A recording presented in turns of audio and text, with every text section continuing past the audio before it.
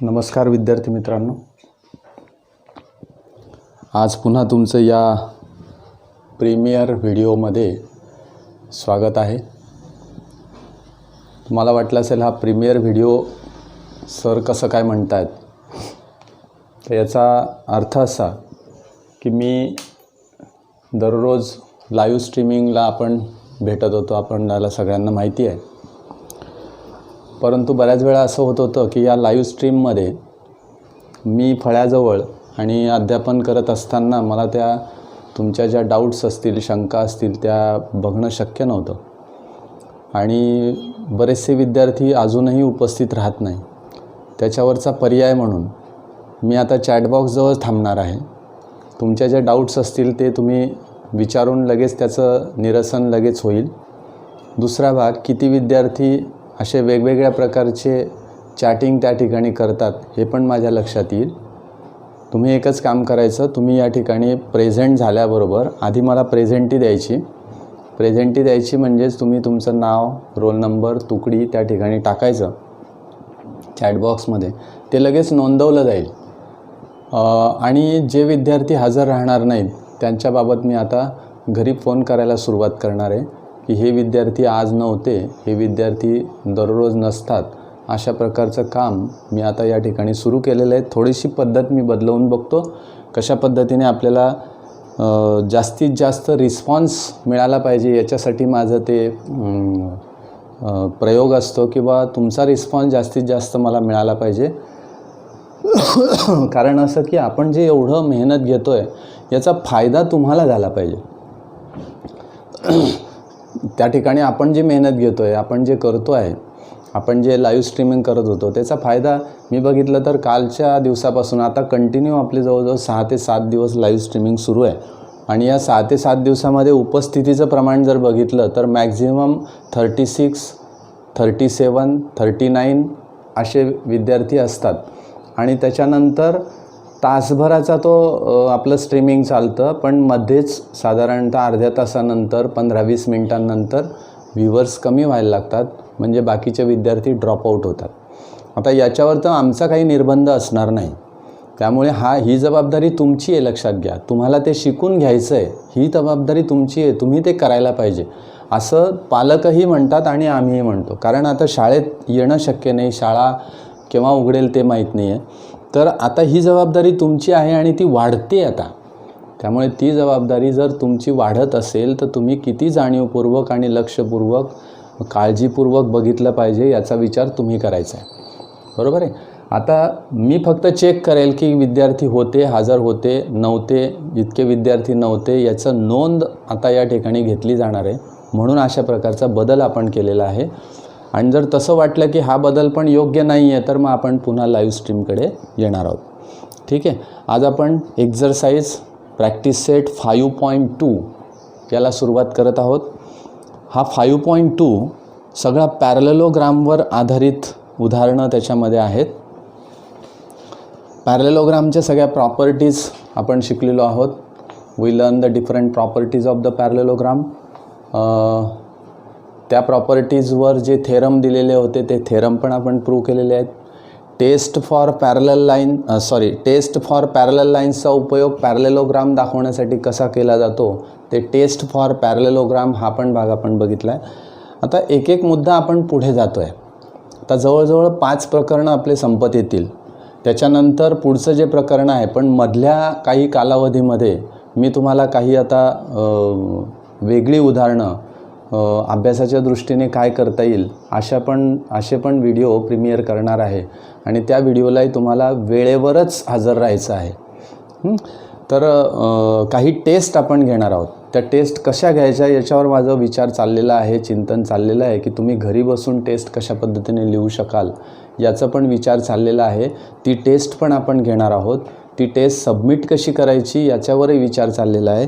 सगळ्या बाबी तुमच्या होतील, त्याबद्दल तुम्ही निश्चिंत राहा। फक्त एकच काम करायचं आहे की तुम्हाला सांगितलेल्या वेळेवर सांगितलेला अभ्यास करणे आणि सांगितलेल्या वेळेवर हजर राहणे, हे 2च मुद्दे तुम्ही व्यवस्थित करायचेत।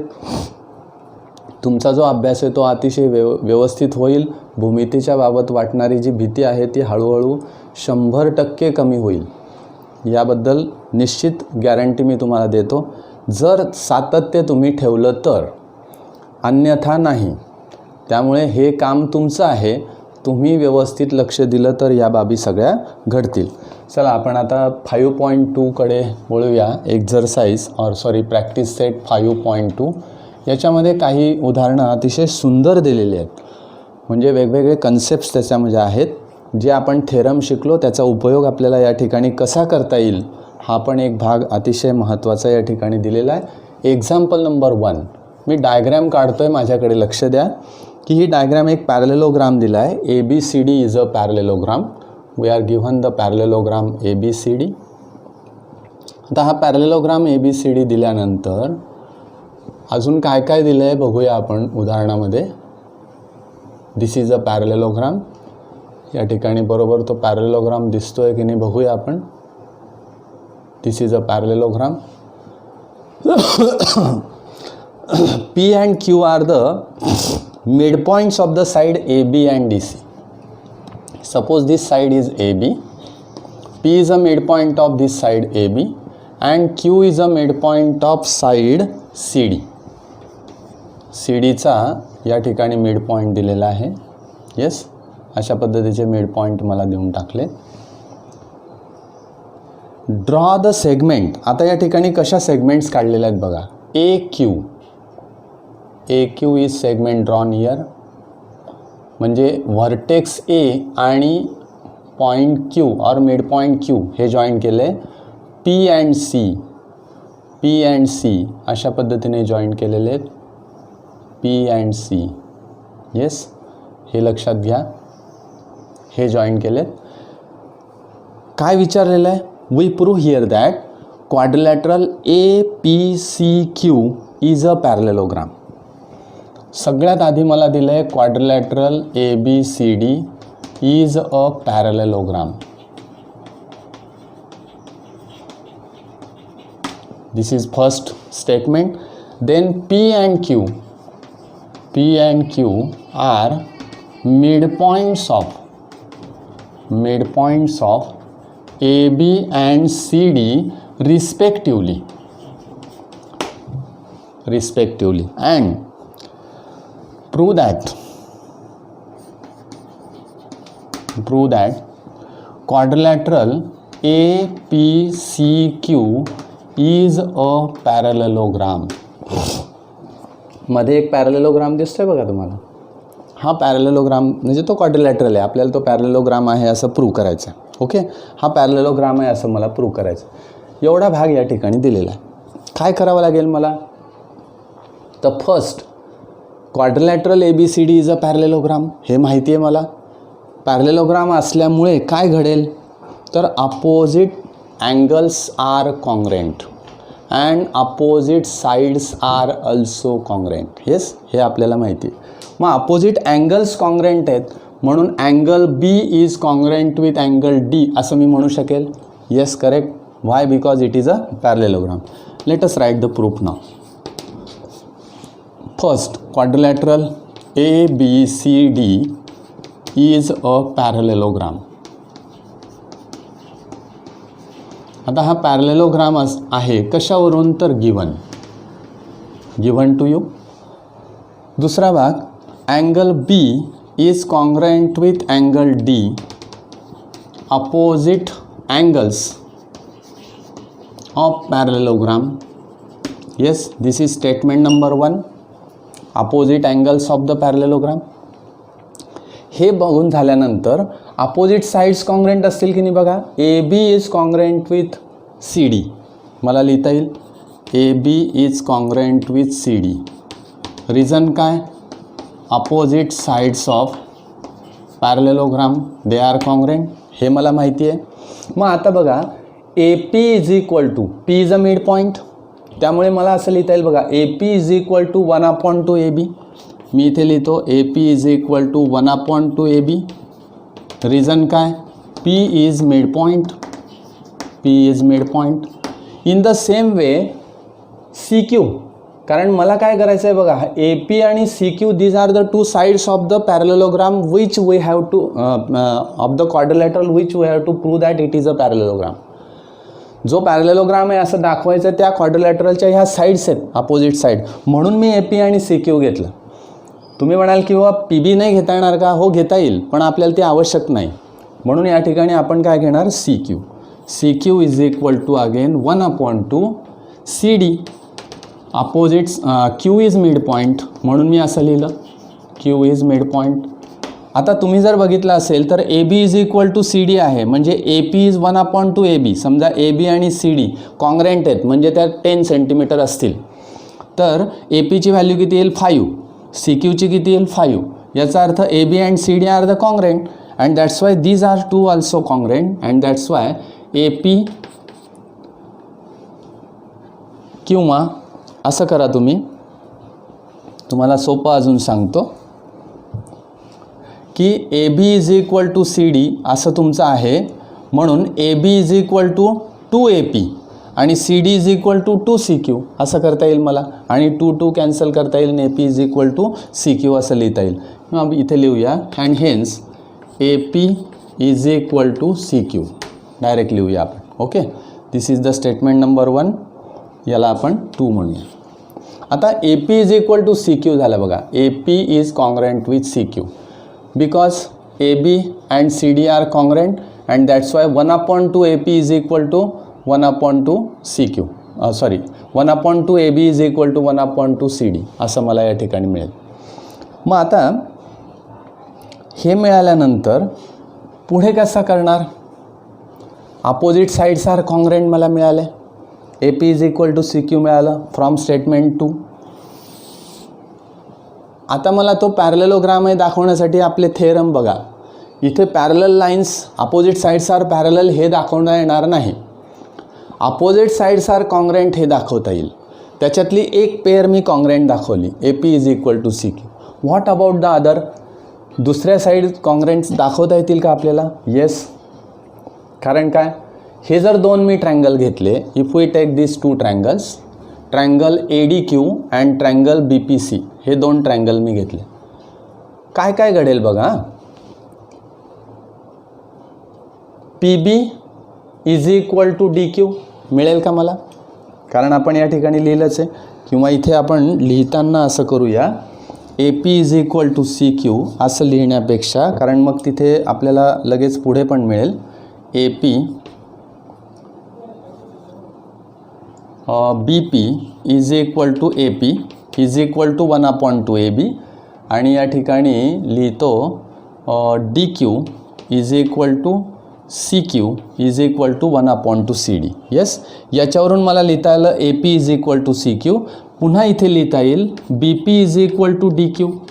BP आणि DQ सुद्धा इक्वल येतील बघा. BP is equal to DQ. Yes, this is statement number 3. हे बघा, हे दोघं ABच्या निम्मे आहेत, बरोबर. हे दोघं CDच्या निम्मे आहेत, म्हणजे AP is equal to CQ मिळाला, BP is equal to DQ मिळाला. हे मला या ठिकाणी मिळतं आहे. मग आता पुढे विचार करताना हा जर मी ट्रँगल घेतला तर AD is congruent with BC because these are the sides of the parallelogram. Angle D and angle B are congruent, we are given here B is congruent with D.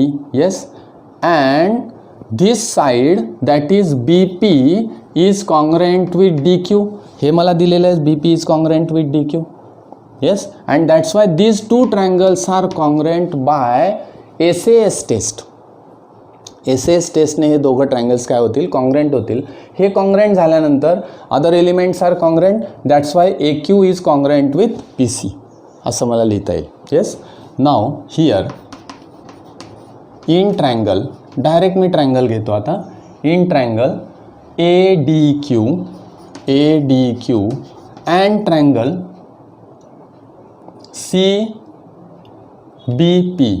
CBP हे 2 triangles मी घेतले.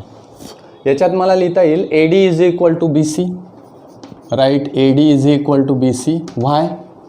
Opposite sides of parallelogram. Yes. Second मला लिहिता येईल angle D is congruent with angle B. D is congruent with angle B. What is the reason? From 1. Yes, and again this is the third side, that is DQ is equal to B P. Why? From 3. बघा 3 मध्ये दिलेलं आहे B P is equal to D Q. And hence triangle A D Q is congruent with triangle CBP by which test? SAS test. And that's why AQ is equal to PC. AQ is congruent with PC by CSCT, and this statement is fourth statement. Now statement 2 and statement 4. Now here from 2 and 4, AP is equal to CQ and AQ is equal to PC, and hence quadrilateral APCQ is a parallelogram. कारण काय? when opposite sides are congruent then the quadrilateral is a parallelogram. तेव्हा तो parallelogram होईल असं माझ्या लगेच या ठिकाणी लक्षात येतं आहे. दिस इज द एक्झाम्पल नंबर 1. हे एक्झाम्पल नंबर 1 आपल्याला या ठिकाणी लक्षात येईल. म्हणजे काय केलं मी तर मिड पॉईंट आहे, ए बी कॉन्ग्रंट आहे, सी डी कॉन्ग्रंट आहे, त्याच्यामुळे A P is equal to B P. Yes, A P is equal to C Q. म्हणजे या चारही भाग जे आहे A P is equal to B P is equal to C Q is equal to D Q, सगळे चारही भाग congruent आहेत, म्हणून आवश्यक तिथे आपल्याला ते वापरता येतील. ओके, हे झालं पहिलं उदाहरण. नाव नेक्स्ट दुसरं उदाहरण आपण या ठिकाणी घ्यायचं आहे आपल्याला. 5.2 मध्ये सगळे पॅरलेलोग्रामवरची उदाहरणं आहेत. या पॅरलेलोग्रामवर वेगवेगळ्या प्रकारचे आपल्याला काय म्हणूयात थेरम्सवर आधारित हे उदाहरणं दिलेले आहेत. एक या ठिकाणी असं एक ट्रायंगल दिलं आहे आपल्याला. आता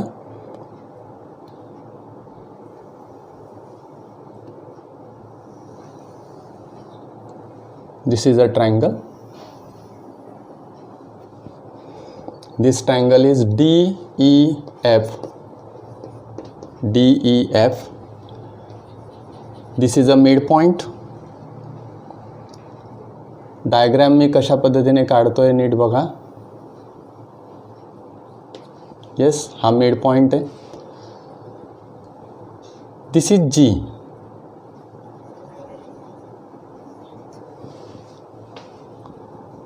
आता उदाहरण दिल्यानंतर आपल्या लक्षात येईल की जी म्हणजे काय काय दिलेलं आहे.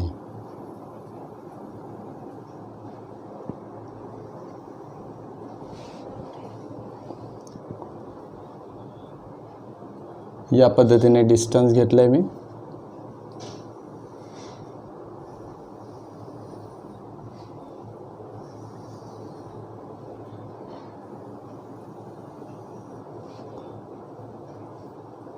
या पद्धतीने डायग्राम काढली. Now here we are given that G is a point of concurrence of medians and that's why G is a centroid. हा भाग आपल्या लक्षात आला पाहिजे. वाक्य काय दिलंय बघा. G is a point of concurrence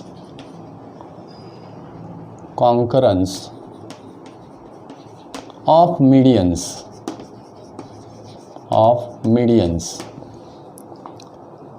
of triangle DEF. Yes, such that DGH, G is in between D and H, and DG is equal to GH. DG is equal to GH. आता H कुठे आहे? हा H आहे, बरोबर. DG is equal to GH. बघा, जेवढा DG आहे तेवढाच GH आहे. DG is equal to GH. Then prove that. काय प्रूव्ह करायचं आहे मला? Quadrilateral GEHF is a parallelogram. हे मला प्रूव्ह करायचं. GEHF is a parallelogram. हा अतिशय सोपा आणि फार काय म्हणूया आपण त्याच्यामध्ये अनेक कन्सेप्ट्स असलेला भाग आहे. आता आपण असा विचार करूया, median from the vertex D is drawn here. Yes, suppose M is the mid point of side E F. बरोबर, ई एफचा मिड पॉईंट एम आहे असं मी या ठिकाणी गृहीत धरतो. Yes, let D M is median from vertex D. डीमधून काढलेली डी एम ही काय आहे, मीडियन आहे. याचा अर्थ तुम्हाला लगेच लक्षात आला पाहिजे की M is a mid point of this side that is E F. बरोबर, इथे पुन्हा मी लिहून घेतो, M is mid point of E F. Yes, आता दुसरा मुद्दा की एम मिड पॉईंट असल्यावर G is a centroid. G is a centroid which is lie on that median. त्या मीडियनवर असलेला तो जी आहे, इट इज अ सेंट्रॉइड. आता centroid of the median divides the each median in the ratio 2:1. Yes, and hence G is centroid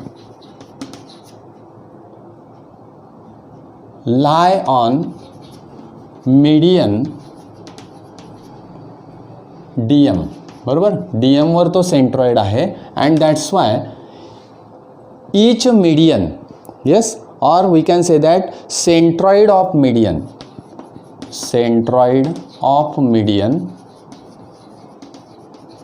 divides the median in 2:1 ratio. हे मी मुद्दामून लिहून ठेवलं की हे आपल्याला माहिती पाहिजे. 2:1 मध्ये तो डिवाइड होतो, म्हणजे D G upon G M. बरोबर आहे, किंवा D G as to G M हा रेशो किती येईल, 2:1. म्हणजेच D G upon G M is equal to 2:1.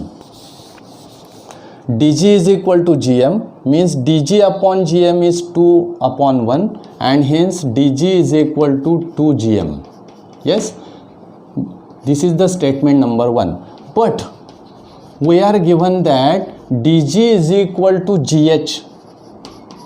dg is equal to gh. Now how the gh is formed? आता ही gh कशा पद्धतीने तयार होते बघा, gm plus mh. dg is equal to gh means gm plus mh. gm plus mh.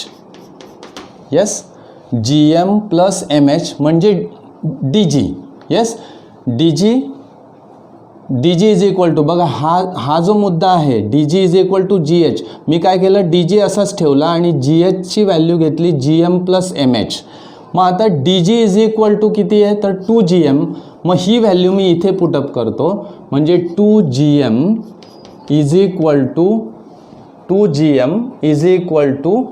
gm plus mh.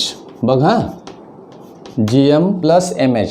आता हा gm आणि gm सारखा आहे, म्हणजे इकडे केला तर तो वजा होईल, म्हणजे इथे येईल तुम्हाला 2gm minus 2gm minus gm is equal to mh.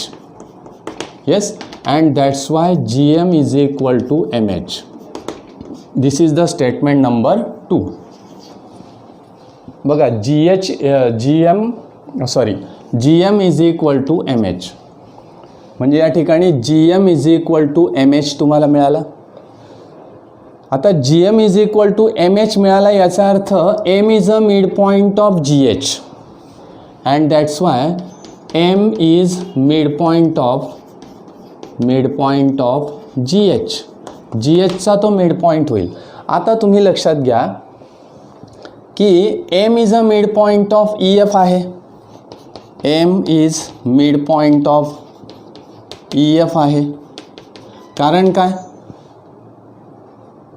because this is a median of the triangle. And that's why m is a midpoint.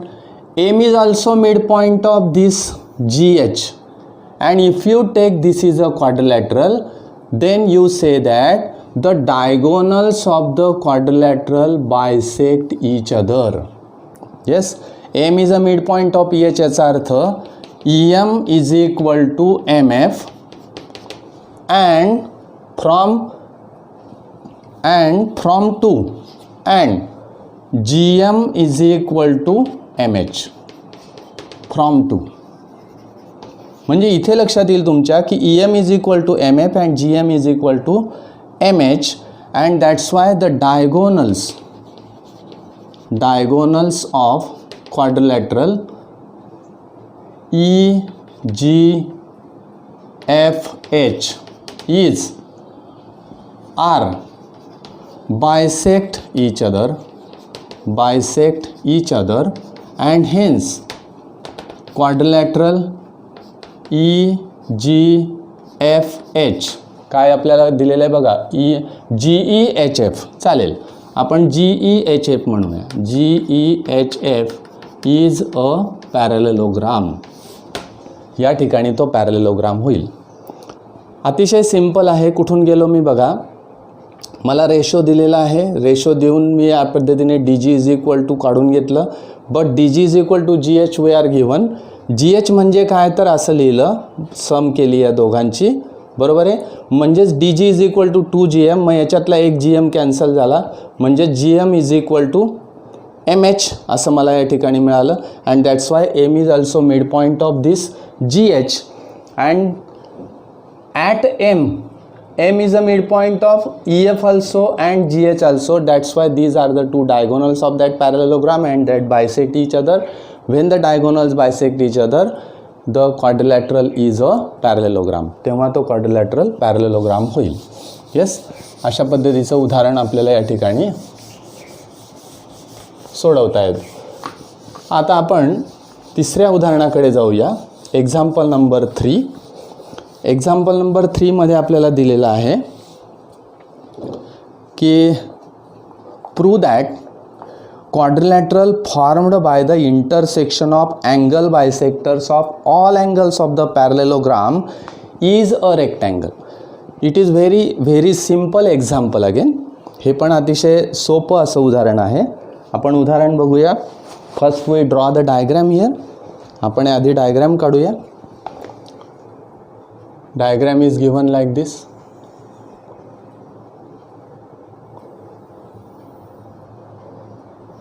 या ठिकाणी असा एक पॅरलेलोग्राम दिलेला आहे.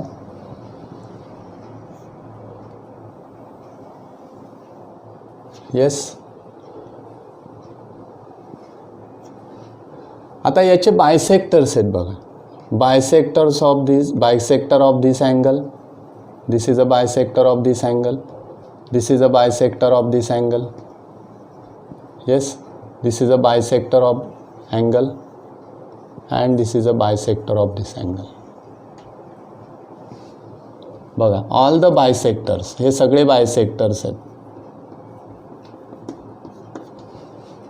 या ठिकाणी दिसतंय आपल्याला की all these are the bisectors. Quadrilateral is A, B, C and D. हा क्वाड्रिलॅटरल दिला आहे. It is a quadrilateral formed by the intersection of angle bisectors of all angles of a parallelogram. Means this is a parallelogram. Yes, आपल्याला जे उदाहरण दिलं आहे त्याच्यावरून मी given लिहितो आहे. उदाहरण तुमच्या पुस्तकामध्ये आहे. Prove that quadrilateral formed by the intersection of angle bisectors of all angles of parallelogram is a rectangle. Statement मला दिलेलं आहे. पॅरलेलोग्राम इथे दाखवलेला आहे ABCD, PQR and S अशा प्रकारचे मला या ठिकाणी पॉईंट्स दिलेले आहेत. हा जो मधला तयार होतो आहे इट इज अ रेक्टँगल असं मला या ठिकाणी प्रूव्ह करायचं आहे. बघा, it is a rectangle. This we have to prove. Given quadrilateral ABCD is a parallelogram. Bisectors of all angles असं मी म्हणतो.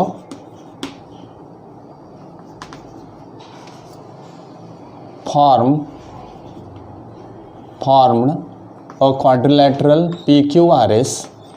Yes, and we have to prove that to prove that, इथे मी bisectors of all angles form quadrilateral P Q R S एवढंच म्हणतोय. Then we have to prove that quadrilateral P Q R S is a rectangle. हा rectangle आहे असं मला या ठिकाणी प्रूव्ह करायचं. आता हा रेक्टँगल आहे प्रूव्ह करण्यासाठी मला काय आवश्यकता भासेल, तर each angle is of 90 degree हे मला प्रूव्ह करायचं. जेव्हा आपण सांगू की each angle is 90 degree then it is a rectangle, तेव्हा तो प्रूव्ह होईल की हा रेक्टँगल आहे. अपोजिट साईड्स कॉन्ग्रँट जर दाखवल्या तर तो पॅरलेलोग्राम होतो, हे आपल्याला माहिती आहे.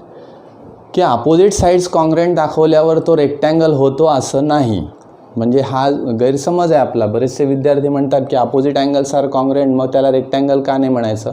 नाही, रेक्टँगलची प्रॉपर्टी अशी आहे की all the angles are 90 degree then it is a rectangle. मग तुम्ही असं म्हणू शकतात की in parallelogram if one angle becomes 90 degree then all angles become 90 degree then it becomes the rectangle, तेव्हा तो रेक्टँगल होऊ शकतो. बरोबर. तर आता इथे आपल्याला प्रूव्ह करायचं आहे की इट इज अ रेक्टँगल. मग आता काय काय दिले आपल्याला. These are the bisectors. See here D P is a bisector, A R is a bisector of this angle, B R is a bisector. हा बायसेक्टर आहे. सगळे बायसेक्टर आपल्याला दिलेले आहेत. Let us write the proof. मग आधी असा मी विचार करतोय की हा बायसेक्टर आहे, म्हणजेच ए S is a bisector of angle A. AS is bisector of angle A. Then म्हणून काय येईल तर BAS हा angle BAS is equal to angle SAD. Yes. Suppose this angle is x degree. समजा हा अँगल एक्स डिग्री आहे, हा सुद्धा एक्स डिग्री मिळेल मला. Yes, because this is a bisector. Again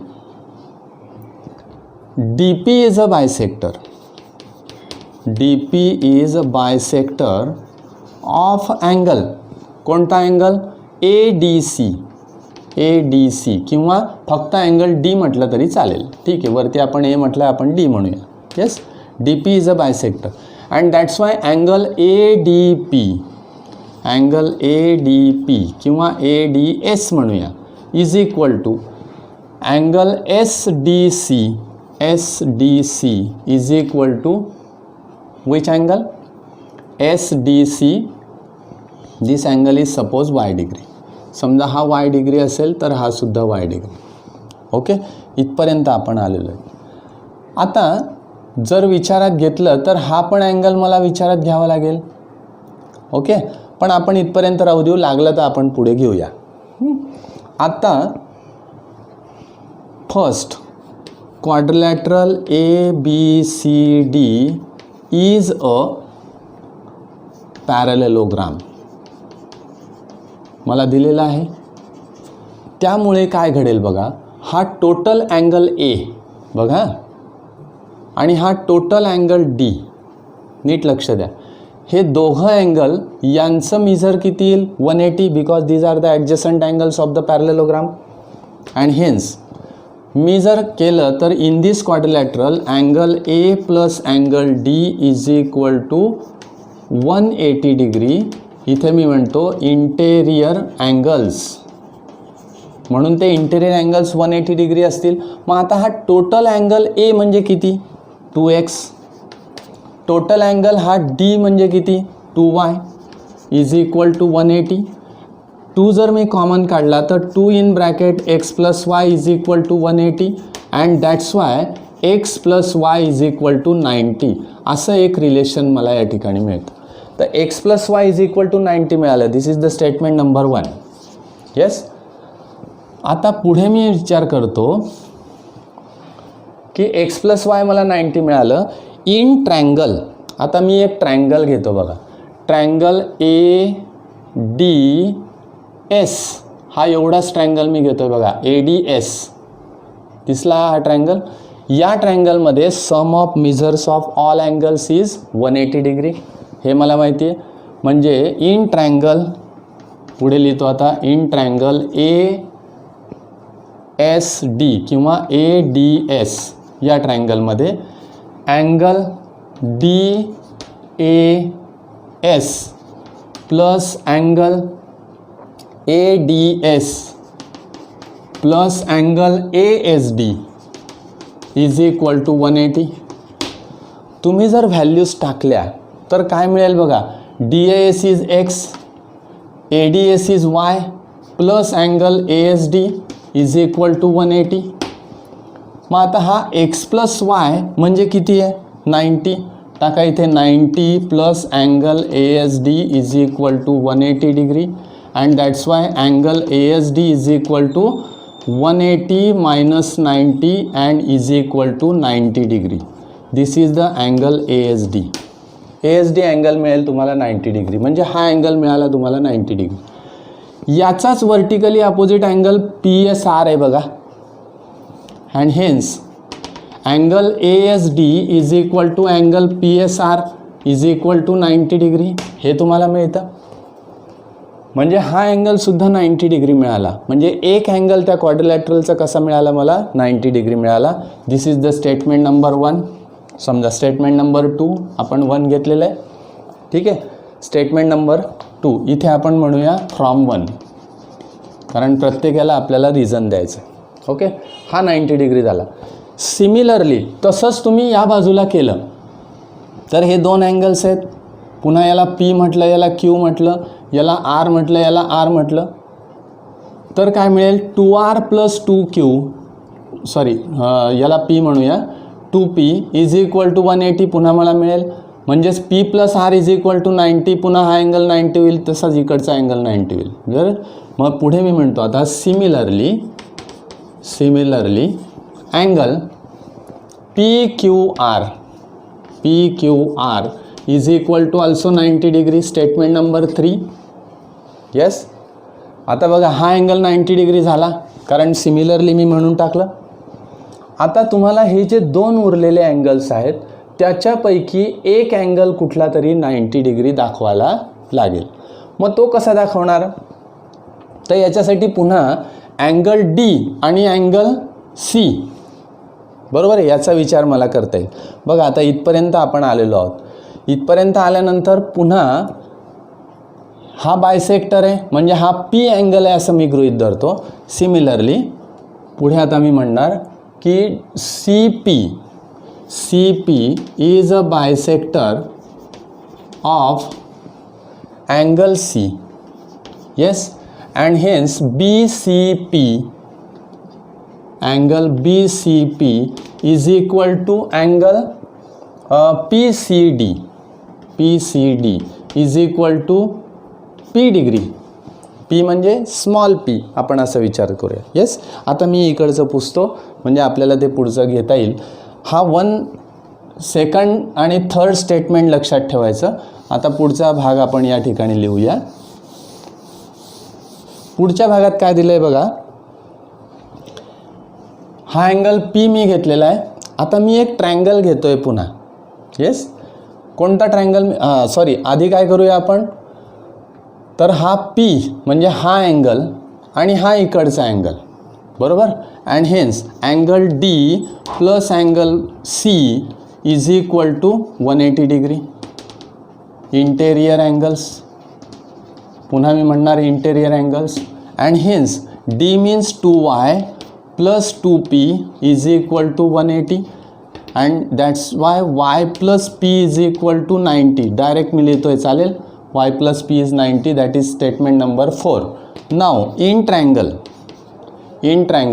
आता मी ट्रायंगल घेतो आहे बघा. PD अँड C हा एवढा मी ट्रायंगल जर घेतला तर या ट्रायंगलमध्ये पुन्हा sum of measures of 3 angles of a triangle is 180 degree मला मिळणार आहे. हा बघा, हा एवढा ट्रायंगल मी घेतलेला आहे. Yes, in triangle DPC. बघा लक्षात घ्या, हा P म्हणजे हा पॉईंट आहे, कॅपिटल P आहे. हा P म्हणजे स्मॉल p आहे, लक्षात घ्या. नाही तर तुम्हाला वाटेल की इथं P घेतला आहे सरांनी, इथे P घेतलेला आहे, तर हा P फॉर द अँगल असा आहे. स्मॉल लेटर मी घेतलं आहे. In triangle DPC angle PDC plus angle P C D plus angle D P C is equal to 180. पुन्हा तोच आपली प्रॉपर्टी आहे. पी डी सी किती आहे? P D C is Y plus P plus angle D P C is equal to 180 degree.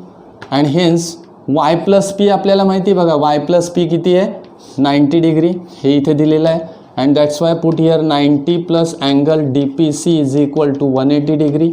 And hence angle D P C is equal to 90 degree. आता D P C म्हणजे कोणता angle आहे बघा? D P C. तर आपल्या क्वाड्रिलॅटरलचा कोणता angle आहे? S P Q. Yes, D P C म्हणजेच काय? Angle S P Q is equal to 90 degree. This is the statement number 5. आता 3 अँगल 90 डिग्री झाले बघा. हा अँगल 90 डिग्री झाला, हा इकडचा 90 आहे.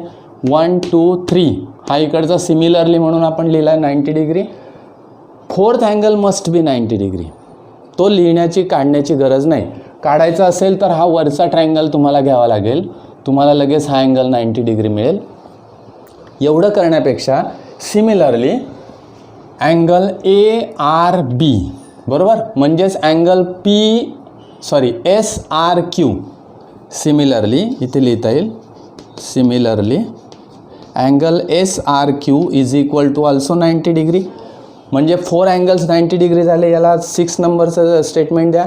From 2 3 5 and 6 all the angles are 90 degree. Then this quadrilateral is a rectangle. तेव्हा तो क्वाड्रिलॅटरल रेक्टँगल होईल असं आपल्याला सहज या ठिकाणी सांगता येईल. ओके, आता एक लास्ट एक्झाम्पल उरलेलं आहे. ते लास्ट एक्झाम्पल पण आपण घेणार आहोत, कारण हे जे कन्सेप्ट्स असतात हे कन्सेप्ट आपल्याला एकाच वेळेस झालेले चांगले असतात, कारण पुन्हा पुन्हा ते आपल्याला लक्षात येत नाहीत लवकर. आपण एक लास्ट एक उदाहरण घेऊया. ते लास्ट एक्झाम्पल अतिशय सोपं आहे. Again we are given the parallelogram. एक पॅरलेलोग्राम दिलेला आहे. Points P Q R S are on the sides of the parallelogram. एक अशा पद्धतीने पॅरलेलोग्राम दिला आहे.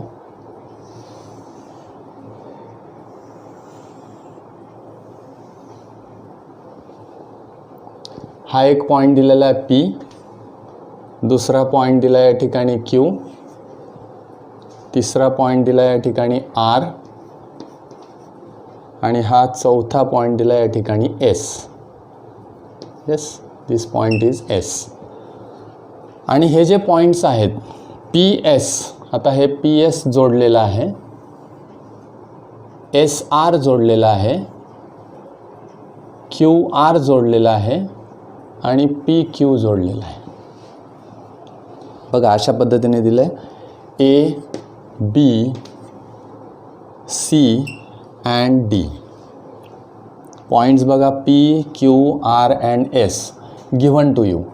P Q R S are on the sides of parallelogram such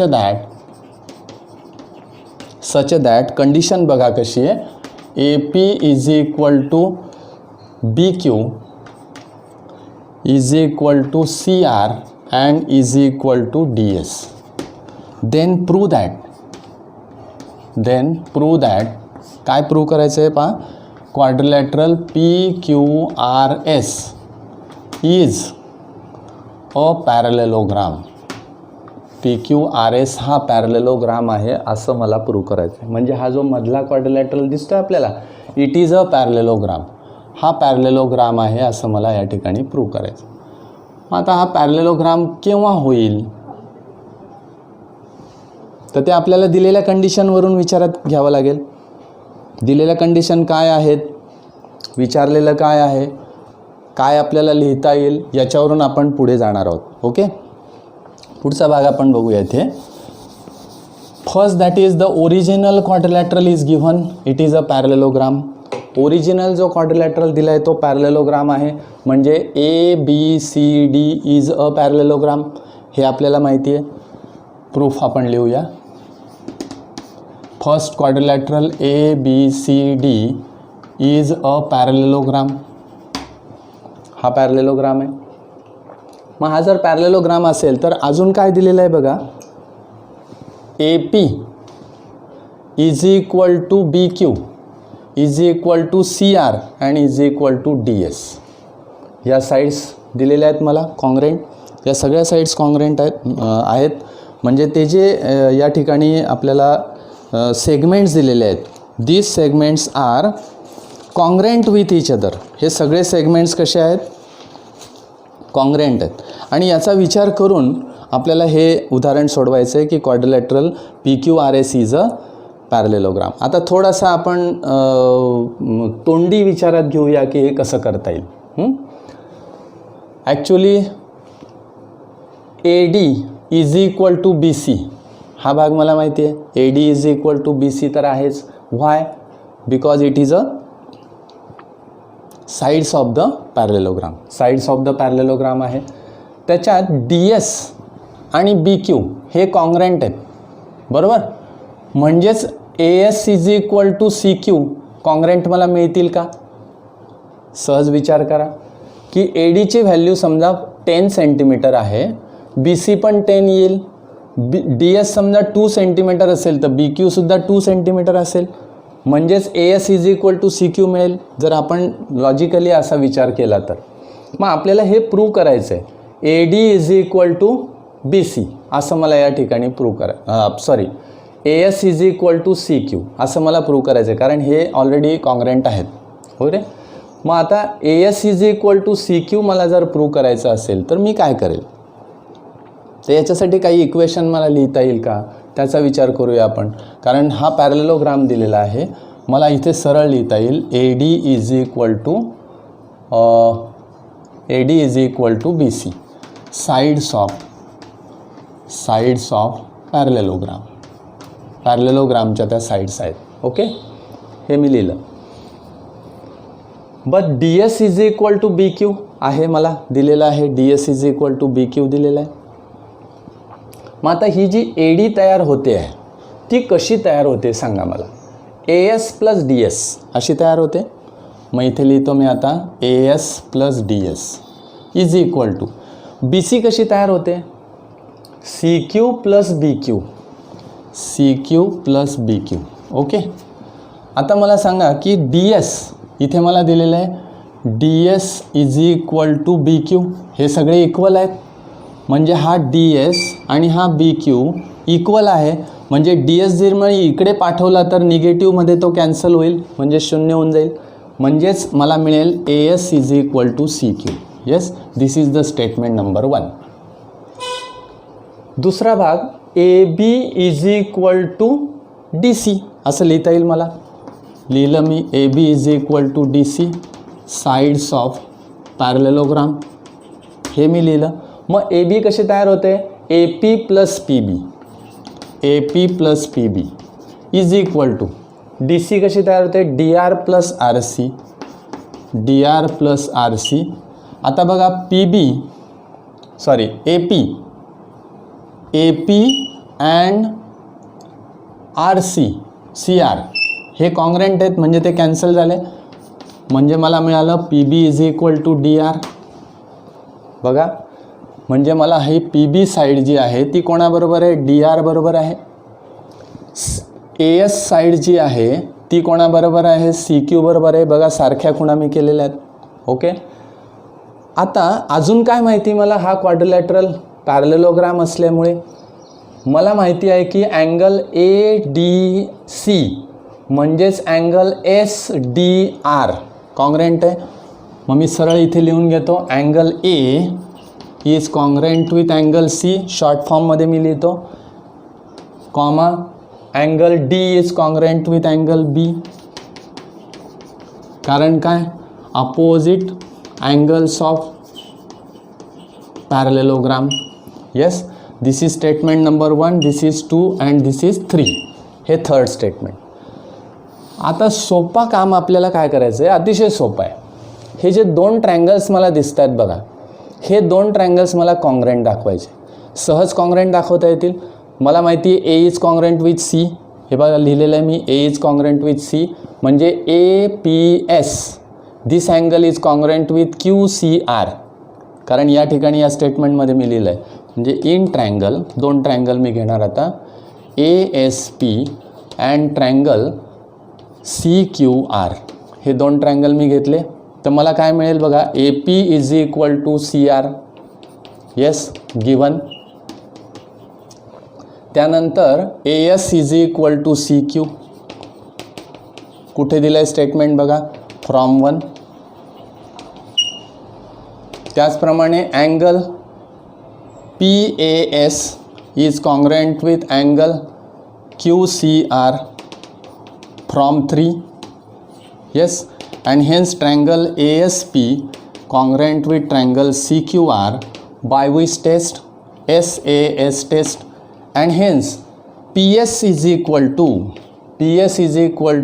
QR. हे statement मला मिळेल बघा, PS is equal to QR. Similarly तसंच जर तुम्ही दोन ट्रँगल्स दाखवले similarly, triangle PBQ is congruent with triangle DSR by SAS test. तसेच दाखवता येतील तुम्हाला, पुढे लिहिण्याची गरज नाही, असंच लिहूया आपण. SR is equal to PQ असं तुम्हाला मिळेल बाय CSCT, आणि इथे सुद्धा मिळेल बाय CSCT. येस, आता हे दोन स्टेटमेंट बघा खाली लिहायचं. मग फ्रॉम दिस स्टेटमेंट, समजा हे 4th स्टेटमेंट आहे, हे 5th स्टेटमेंट आहे. From 4 and 5 opposite sides of the quadrilateral are congruent, then we say that this quadrilateral PQRS is a parallelogram. तेव्हा तो पॅरलेलोग्राम होईल. याच्यामध्ये सोडवताना आपल्याला काही लॉजिकल थिंकिंग करावं लागतं. ट्रायंगल्स कॉन्ग्रंट दाखवायचे, सगळेच ट्रायंगल आता हे जे आहे ना याचप्रमाणे सिमिलरली पुढे दाखवता येईल. मला लिहिलंच पाहिजे असं काही नाही, तुम्ही सिमिलरली लिहिलं, पुढे हे दोन ट्रायंगल्स कॉन्ग्रंट दाखवता आले, हे साईड्स कॉन्ग्रंट आहेत, म्हणजे आपल्याला तो थेरम पूर्ण समजलेला आहे, ते उदाहरण समजलेलं आहे असं तिथून लक्षात येतं. अशा प्रकारे विविध एक्झाम्पल आपल्याला सोडवता येतात. आज सुरुवातीला मी जे काही तुम्हाला सूचना दिल्या त्या लक्षात ठेवा. आपला जो हा भाग आहे हा कंटिन्यू चालू राहणार आहे. याच्यातले काही महत्त्वाचे उदाहरणं आपण घेणार आहोत आणि टेस्ट आपण सुरू करणार आहोत आता. या टेस्टच्या बाबतीत मी तुम्हाला पुढच्या वेळेस काही सूचना असतील त्या देईल. आज आपण या ठिकाणी थांबूया. प्रॅक्टिस सेट 5.2 हा आपला कंप्लीट झालेला आहे. पुढचे जे क्वाड्रिलॅटरल आहेत त्याचे प्रकार आपल्याला पुढच्या व्हिडिओमध्ये बघायचे. धन्यवाद.